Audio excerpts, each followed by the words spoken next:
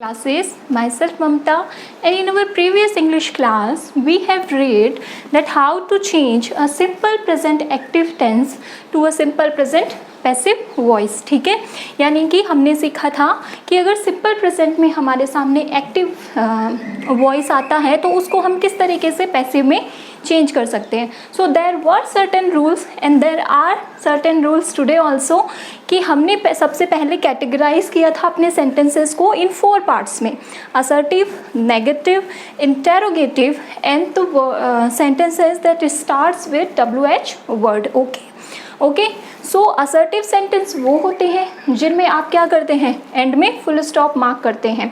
ठीक है, negative sentence जिसमें आप नॉट का यूज़ करते हैं, यानी कि जो सेंटेंस हमें नहीं का अर्थ देते हैं वो।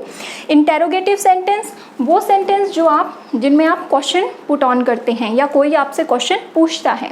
इंटेरोगेटिव नेगेटिव सेंटेंस वो होते हैं जिनमें क्या होता है, सब्जेक्ट के बाद में नॉट लगाया जाता है, जो कि हमें इंटेरोगेटिव में भी नेगेटिव का अर्थ देते हैं। ठीक है, और WH वर्ड में कौन कौन से वर्ड आ गए, व्हेन, वेयर, हु।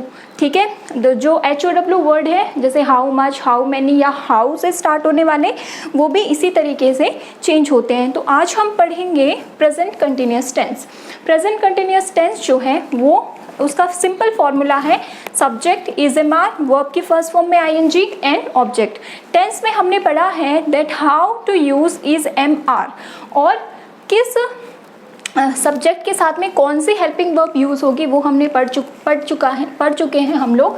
फिर भी क्या करते हैं, एक बार देख लेते हैं। इस जो है वो हमेशा क्या होता है, सिंगुलर नाउन। अब सिंगुलर नाउन कौन से होते हैं, जिनमें किसी एक ही व्यक्ति की बात की जाती है, एक ही पर्सन या थिंग की बात की जाती है। एम जो है वो हमेशा आई के साथ में ही यूज़ किया जाता है। ओके, और आर जो है वो प्लूरल नाउन के साथ में। अब प्लूरल नाउन क्या होते हैं, 2 या 2 से ज़्यादा की, जब आप पर्सन्स की या थिंग्स की या किसी भी चीज़ की बात करते हैं तो वहाँ पर हम प्लूरल नाउन का यूज़ करते हैं और उसमें हम आर का यूज़ करते हैं। So let's start changing the active sentence to a passive sentence. ठीक है, मैंने यहाँ पर इधर की साइड में जो एक्टिव सेंटेंसेस है वो लिखे हैं, और यहाँ पर हम सीखेंगे how to change in that sentence to the passive sentence. ठीक है, सो पहला सेंटेंस जो हमारा असर्टिव है that is Anurag is singing a song. सबसे पहले आपको कैटेगराइज करना है, जिस तरीके से मैंने ये देखिए सिंटेक्स लिखा है उसी अकॉर्डिंग मेरा जो सेंटेंस है वो भी फॉर्म होगा। ये रहा मेरा सब्जेक्ट, ये रही मेरी helping verb, then main verb की फर्स्ट फॉर्म में ING, और ये रहा मेरा पूरा ऑब्जेक्ट। ठीक है, अब मुझे क्या करना है, इसके अकॉर्डिंग इन चीज़ों को कैटेगराइजेशन के बाद में पुट ऑन करना है। ठीक है, सबसे पहले इन्होंने बोला है कि आप ऑब्जेक्ट रखिए, तो a song is my object, that is why I am going to write a song. After that is MR is going to depend on the object only because this is our subject here. So a song singular noun है, that is why I am going to use is. A song is then being, as it is लिखना है मुझे being. verb की third form singing, sing, sang, sung, SUNG, sung. After that by as it is लिखना है, और मेरा subject है अनुराग, तो अनुराग जो है वो एज इट इज़ यहाँ पर पुट ऑन हो जाएगा। वाई सो, बिकॉज ये एक नाम है। अगर यहाँ पर आई होता तो प्रोनाउन के अकॉर्डिंग हम मी का यूज़ कर सकते थे। ठीक है, सो सेकंड हमारा सेंटेंस आता है नेगेटिव सेंटेंस।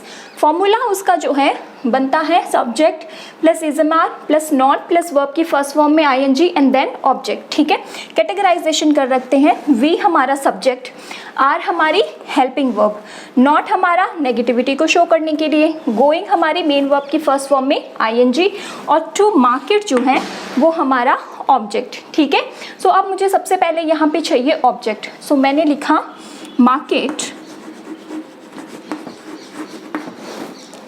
ठीक है, मार्केट, उसके बाद में is, after that not, after that being, as it is लिखना है हमें। आफ्टर दैट वर्ब की थर्ड फॉर्म में ING, going, go, went, gone, gone. By as it is लिखना है, वी का हो जाएगा us. Market is not being gone by us, यानी कि हम लोग मार्केट जो है वो नहीं गए हैं, ठीक है। My third sentence is interrogative sentence. Interrogative sentence जो है वो दो तरीके के होते हैं, जैसे कि मैंने आपको पहले भी बताया है, एक जो हेल्पिंग वर्ब से शुरू होते हैं और दूसरे जो WH वर्ड से शुरू होते हैं। तो पहले हम बात करते हैं हेल्पिंग वर्ब की, ठीक है। अगर आप असर्टिव सेंटेंस और इंटेरोगेटिव सेंटेंस को देखेंगे तो ज़्यादा फर्क नहीं है, केवल सब्जेक्ट को बाद में रखा है और इज एम आर यानी हेल्पिंग वर्ब को पहले रखा है, ठीक है, जो कि हम ऑलरेडी टेंस में पढ़ चुके हैं। So are they watering the plants. So ये जो है हेल्पिंग वर्ब को प्रेजेंट कर रहा है मेरा आर, दे मेरे सब्जेक्ट को प्रेजेंट कर रहा है, वाटरिंग वर्ब की फर्स्ट फॉर्म में ing और द प्लांट्स हो गया यहाँ पर ऑब्जेक्ट।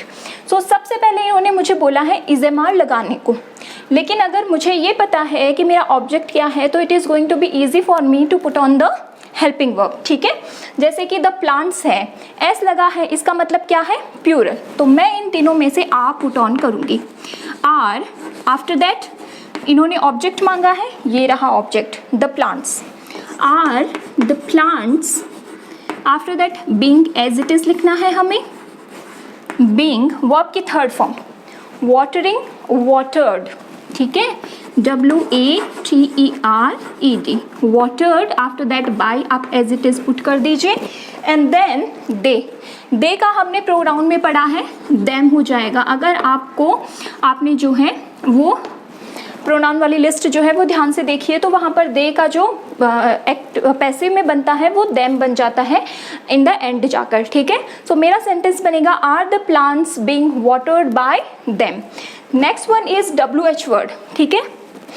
WH वर्ड में देखिए, WH वर्ड सबसे पहले आप रखिए, फिर हेल्पिंग वर्ब। अब मैंने हेल्पिंग वर्ब इसलिए रखा है ताकि अगर मान लीजिए ये प्रेजेंट कंटिन्यूस टेंस है, अगर प्रेजेंट परफेक्ट होता तो आप यहाँ पर हैज़ मानते, ठीक है। अगर सिंपल प्रेजेंट होता तो आप यहाँ पर डू या फिर डिड मानते, डू डज मानते, इस तरीके से। फिर सब्जेक्ट लिखना है, फिर main verb according to the tense, और ऑब्जेक्ट यहाँ पर एंड में पुट होता ही है, ठीक है। तो ये रहा मेरा WH वर्ड, ये रही मेरी हेल्पिंग वर्ब, ये मेरा सब्जेक्ट, ये वर्ब की फर्स्ट फॉर्म में ing और अ न्यू कार यहाँ पर मेरा ऑब्जेक्ट।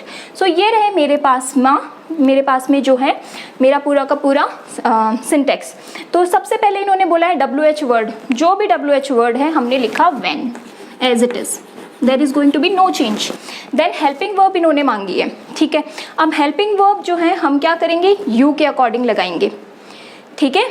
हेल्पिंग वर्ब के बाद में यहाँ पर ऑब्जेक्ट आएगा, ठीक है। सो हेल्पिंग वर्ब जो है हमेशा ऑब्जेक्ट के अकॉर्डिंग लगेगी। अ न्यू कार हमारा ऑब्जेक्ट है तो ये क्या हो जाएगा, सिंगुलर नाउन। तो व्हेन इज, फिर ऑब्जेक्ट लगाते हैं तो क्या हो जाएगा, अ न्यू कार, ठीक है। बीइंग वर्ब की third form bought, BOUGHT, bought by you. You जो है वो हमेशा as it is put on होता है, कहाँ पर, according to the rule of pronoun and में। अगर यू यहाँ पर आता है आपका सब्जेक्ट तो ये यहाँ पर जाकर भी एज इट इज ही रहता है। सो इस तरीके से 4 तरीके के रूल बनते हैं, एक ये असर्टिव में, नेगेटिव में, इंटेरोगेटिव में, और इंटेरोगेटिव वो वर्ड जो कि सेंटेंस जो कि WH वर्ड से स्टार्ट होते हैं। अगर यहाँ पर हाउ आता तो मैं यहाँ पर भी हाउ का ही यूज़ करती, ठीक है। तो इस तरीके से आपको जो है प्रेजेंट कंटिन्यूअस को चेंज करना है active sentence to a passive sentence. Thank you.